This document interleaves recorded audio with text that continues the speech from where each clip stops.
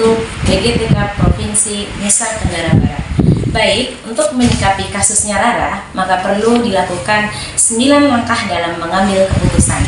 Langkah pertama yaitu nilai-nilai yang saling bertentangan, yaitu nilai kejujuran dan loyalitas. Di mana Tari mengetahui bahwa dompet itu milik orang lain, tetapi ia juga takut akan kehilangan persahabatan dengan Rara. Langkah kedua yaitu siapa saja yang terlibat. Yang pertama yaitu Rara yang menemukan dompet itu, kemudian yang kedua Nina, pemilik dompet, yang ketiga adalah Tari, sahabat dari Rara itu sendiri, dan yang keempat yaitu Ibu Sri, yaitu guru pustakawan yang ada di sekolah tersebut. Langkah ketiga yaitu fakta-fakta yang relevan yang ditemui pada kasusnya Rara. Yang pertama yaitu fakta yang pertama, Rara menemukan dompet dan menaruhnya dalam tas tanpa izin dari yang punya dompet. Yang kedua, Nina kehilangan dompetnya dan sudah diumumkan oleh Ibu Guru Sri itu sendiri. Kemudian fakta yang ketiga yaitu Tari melihat langsung kejadian itu dan sekarang tahu bagaimana kebenarannya bahwa Rara yang mengambil dompet itu dan menaruhnya dalam tas. Langkah keempat yaitu pengujian, bagaimana pengujian benar atau salah. Yang pertama yaitu uji legal dulu. Yaitu uji legal di sini bagaimana bahwa mengambil barang orang lain tanpa izin itu adalah perbuatan yang salah tentunya. Kemudian yang kedua, uji regulasi. Nah, di uji regulasi ini di sekolah itu punya aturan, yaitu menjaga kejujuran, dan jadi tindakan Rara ini melanggar daripada aturan yang dibuat oleh sekolah bagaimana menjunjung tinggi nilai kejujuran. Kemudian yang ketiga yaitu uji intuisi. Nah, uji intuisi desa ini bagaimana perasaan di sini. Hati nurani tentunya merasa bahwa mengambil dompet yang bukan miliknya itu adalah perbuatan yang tidak benar. Kemudian uji publikasi. Uji publikasi di sini seandainya diketahui orang banyak kemudian dipublish di media sosial, pasti tindakan Rara ini banyak menimbulkan pro dan kontra, tapi lebih banyak menimbulkan kontra bahwa perbuatan Rara ini dianggap salah.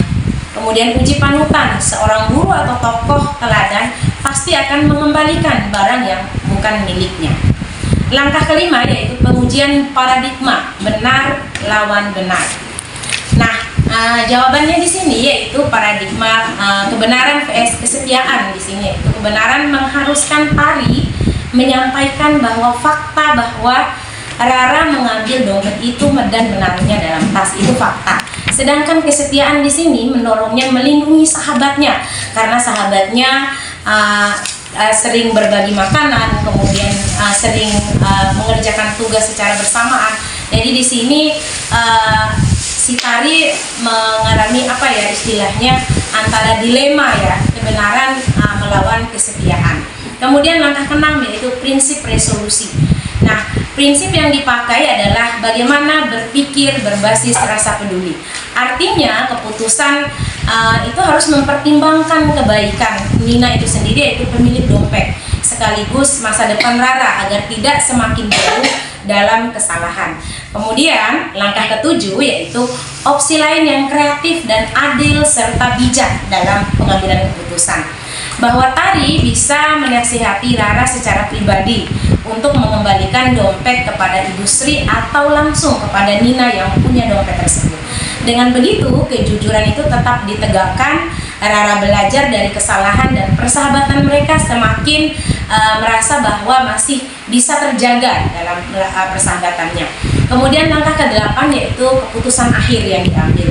Nah, keputusan akhir yang diambil, kalau ini menjadi keputusan yang benar-benar diambil, yaitu saya akan memilih mengembalikan dompet kepada pemiliknya melalui cara yang baik. Misalnya, bagaimana kita mendorong Rara untuk bersikap jujur di sini. Jika Rara tetap menolak, maka saya sebagai saksi akan melaporkannya ke Ibu Sri, dan saya juga akan mengatakan secara jujur, karena kebenaran itu lebih penting untuk menjaga kepercayaan bersama gitu. Kemudian langkah terakhir yaitu ke-9. Pelajaran apa yang bisa kita petik dari kasusnya Rara ini? Nah, dari kasus ini saya belajar bahwa mengambil keputusan kadang menuntut kita untuk keberaniannya untuk jujur meskipun resiko kehilangan sesuatu itu memang muncul. Tetapi seperti pertemanan, kemudian persahabatan, namun dengan cara yang bijak dan penuh empati, kita bisa menjaga nilai kebenaran sekaligus mengurangi keretakan hubungan. Dan pelajaran ini sangat penting agar kita ke depan tidak ragu memilih kebenaran, tetapi tetap mencari cara yang manusiawi dalam menyampaikan suatu keputusan atau apa yang menjadi hasil dari keputusan tersebut. Demikian, mungkin itu saja. Terima kasih, semoga bermanfaat. Assalamualaikum warahmatullahi wabarakatuh.